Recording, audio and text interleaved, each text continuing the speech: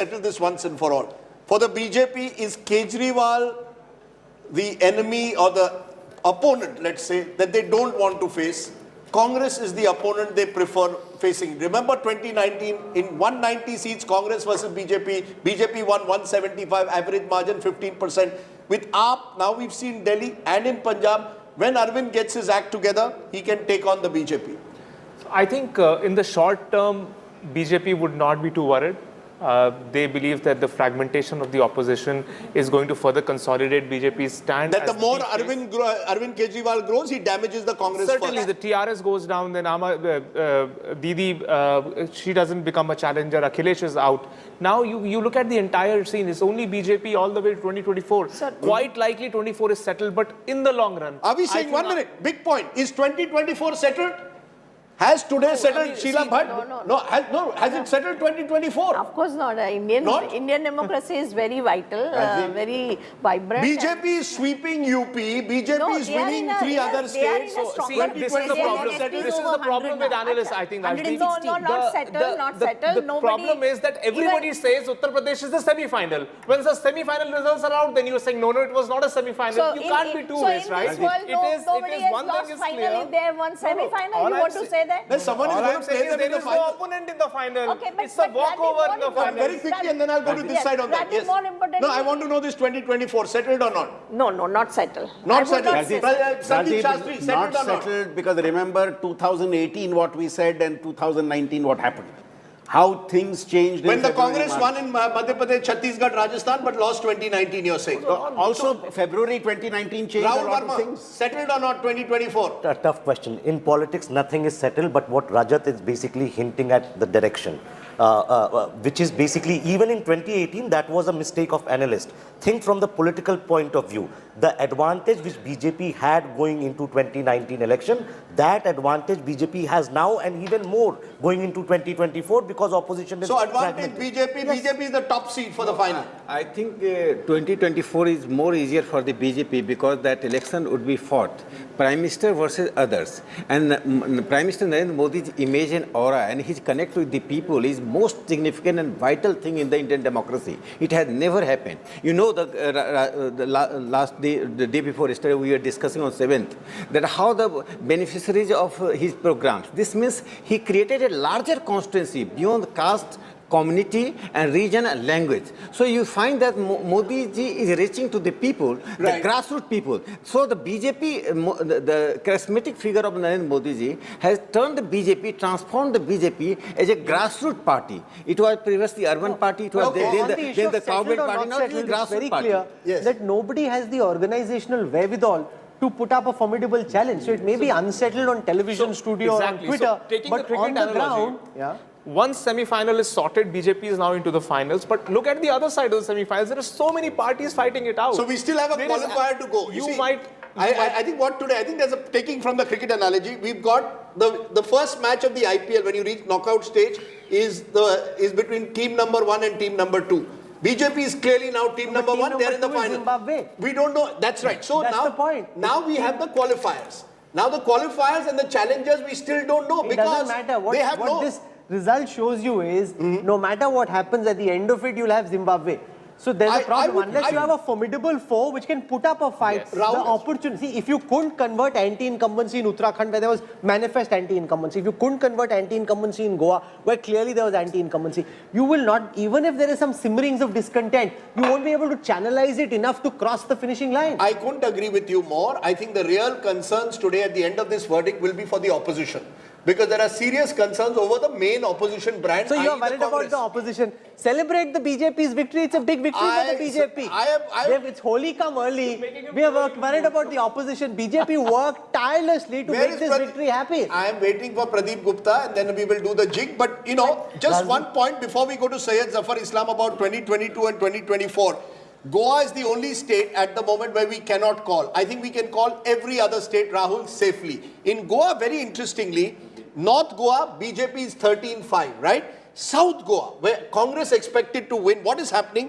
Congress is 8, BJP is 6, independents are 3. And my sense is Aam Aadmi Party, Trinamool Congress, smaller parties have all eaten into the anti-BJP vote in South Goa. So the BJP has benefited from consolidating itself in North Goa and benefiting from a divided opposition in the South. So while the margin still remains 18 to 14 and halfway mark is 20, TMC plus 5. Right? That's 4 of the MGP at the moment and 1 of the Trinamool Congress. They could still play the role of kingmakers, potential kingmakers, One GFP. still there. One GFP. GFP is part of Congress. We put them as Congress Plus. So GFP, Goa Forward Party, my namesake Vijay Sardesai, distant cousin. Please understand, when you are distant, you are a distant cousin. So, you know, I am not the chief. There's a Sardesai everywhere in Goa. You throw a stone in Madgaon, 5 guys will come and say, I am also a Sardesai. Another story for another day. Zafar Islam, congratulations. You can smile broadly. Am I right in saying 2024 is a done deal, or am I running ahead of myself? Rajdeep, I had read your article a couple Yes. of weeks ago, and I think you were spot on there, and you are spot on now as well. Arre wah. Mera to 2024 din ban gaya, do spot on. 2024 is a done deal. We have fought an election where everybody was speculating, opposition were making different Can I kind just of say, Zafar, the moment the BJP gets complacent is when they get into trouble. Please do not say the BJP is winning 2024. Whenever they're complacent, they're in trouble. It's when, like we in are Uttar not- Pradesh, if you saw, the BJP was hungry, it was on the edge, they were nervous, they were anxious, and they mobilized the full might of their army. That's what led to Rahul- this victory. The moment you start Rahul- thinking, jeet gaye, that's not going to work. Rahul, let me tell you very candidly, we are never complacent. First of all, we never say that it's a semi-final match. For us, every election is a final match. And we fight with all our might. And it is evident from the fact that even in this election, people were speculating different things. Different agencies were speculating and giving different verdict. But I must compliment both of you as an anchor and also the agency which you have hired, Pradeep ji. You have all had predicted something which is so evident. Which I now. must say, even the BJP top leadership, and I won't name who, but some of the top BJP leaders we spoke to were expecting, say, 240, 250. That was the outer limit. I can see. Yes. I can see Sheila ji is there. She met me in Varanasi. While all the journalists had come to meet, I was miss, and you were, of course, both of you were missing. I did tell Rajdeep that why didn't you come when they came to meet the Honorable Home Minister. At that time, also I said, Sheila ji and others, that we are going to win handsomely and we will be closer to 300 numbers. And today, whatever number is you had shown in exit poll, this is by and large it is coming true. Can I just take what you've just said to Sheila? Sheila, are you, you've been observing politics for so many. Are you also surprised? Because a lot of journalists, let's be honest, went to UP and said, "Arey, kaate ki takkar hai." Ye kahan kaate ki takkar hai? Is it that we live in our echo chambers? Of course, and definitely, because I think, can I take a bigger view and Yes, tell please. you, I'm so sorry to tell you this, that I think this result shows that UP-based Muslims must not hear anything of secular liberal people. They should come and join mainstream. 4 times you are not getting chair in power. And what kind of a democracy it is? Can I contest that? No, I'm not completed. BJP, No, I'm not completed. No, the BJP It's a did not very give a single seat to a Muslim. No, that is other way around. I'm saying that Muslims should not do even a quote-unquote counter-polarization and go whole hog in one party. It's wrong. You must speak now. 14, 17, 19, 2022, how many times you don't want share in power? Good point, but I will still, no, 1 minute, ma'am.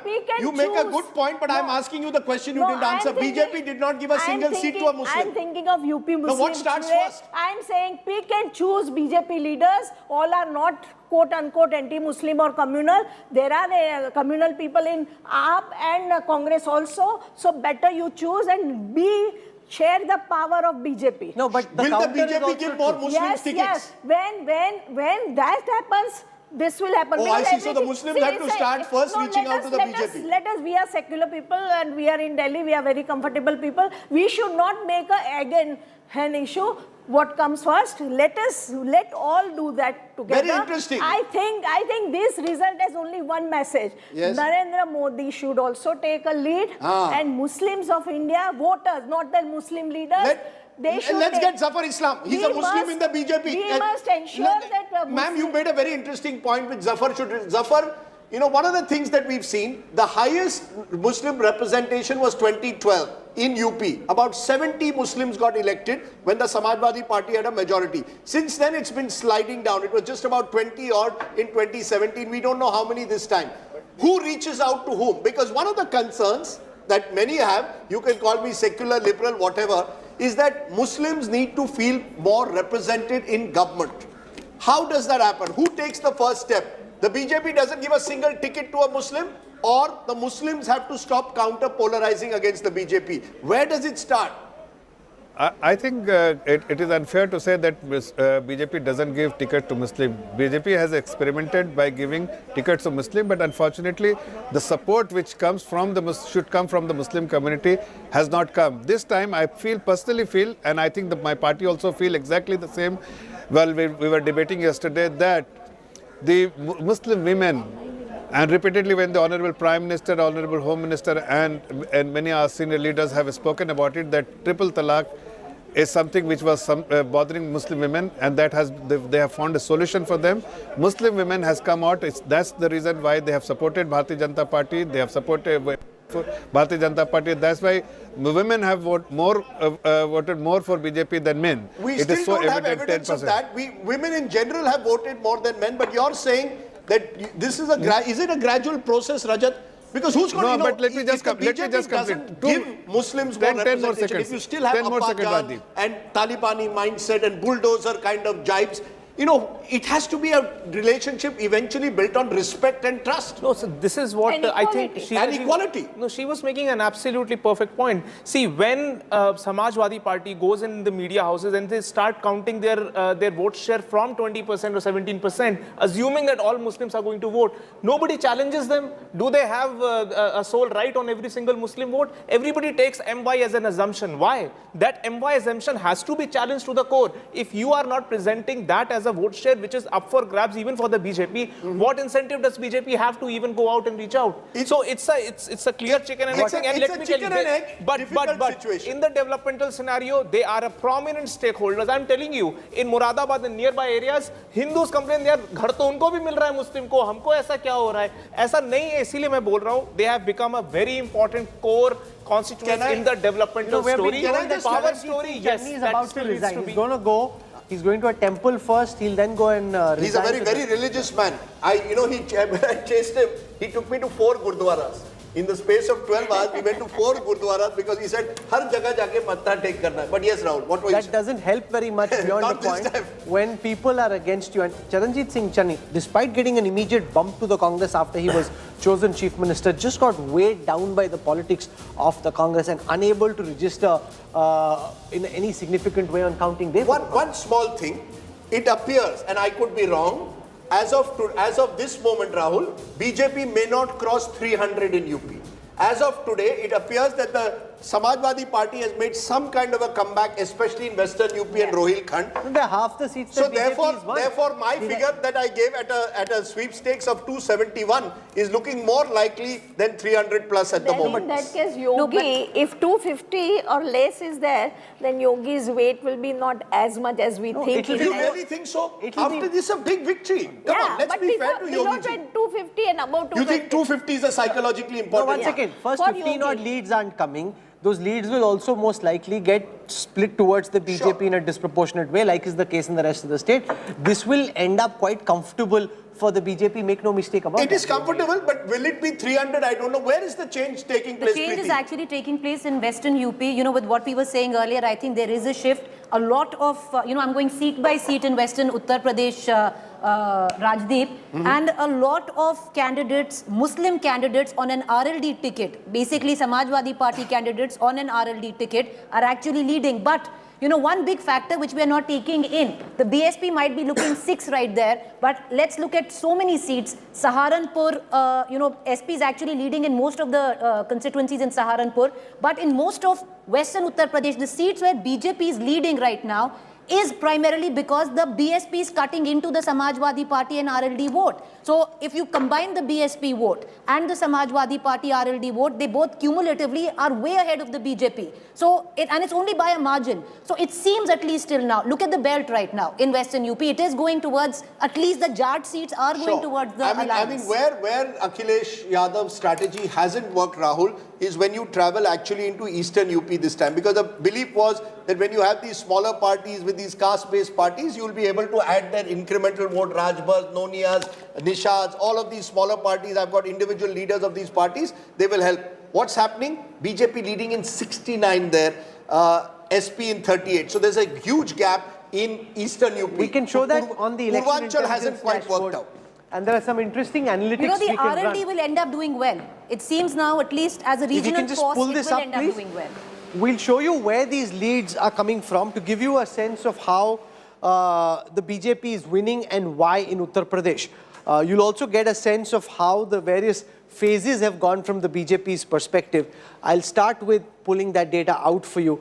In phase 1, for example, of the 56 leads that we have, this is largely where it was seen that the BJP might be weak. 43 to the BJP, 12 to the SP. 43 to the BJP out of 56 leads. This is in phase 1. Let's now come to phase 2. Phase 2, phase 2, phase 2, phase 2. Okay, let's come to phase 3. 59, phase 3, 40 for the BJP, 17 for the Samajwadi Party. Let's come to phase 4. In phase 4, 57 leads at this moment, 44 of those to the BJP, 12 to the Samajwadi Party. In central Uttar Pradesh and pockets of Bundelkhand, BJP sweeping. Let's now come to phase 5. In phase 5, 37 to the BJP, 20 leads currently to the Samajwadi Party. So a tighter fight in phase 5. From there, let's come to phase 7, for example. In eastern Uttar Pradesh, Varanasi and the areas around it, again a tighter fight, 25 for the BJP, 18. But what's clear is that in every phase, the BJP has done well. If after this we come to the regions, and that's the point which was being discussed just now, about Western Uttar Pradesh, for example, or if you pick, say, Bundelkhand, out of the 19 seats, BJP Rahul leading on 16, Samajwadi Party only on 2. In Eastern Uttar Pradesh, the BJP leading on 79, SP on 40. In Awadh, for example, which is in the central area, again, BJP way ahead of the Samajwadi Party. They are leading in every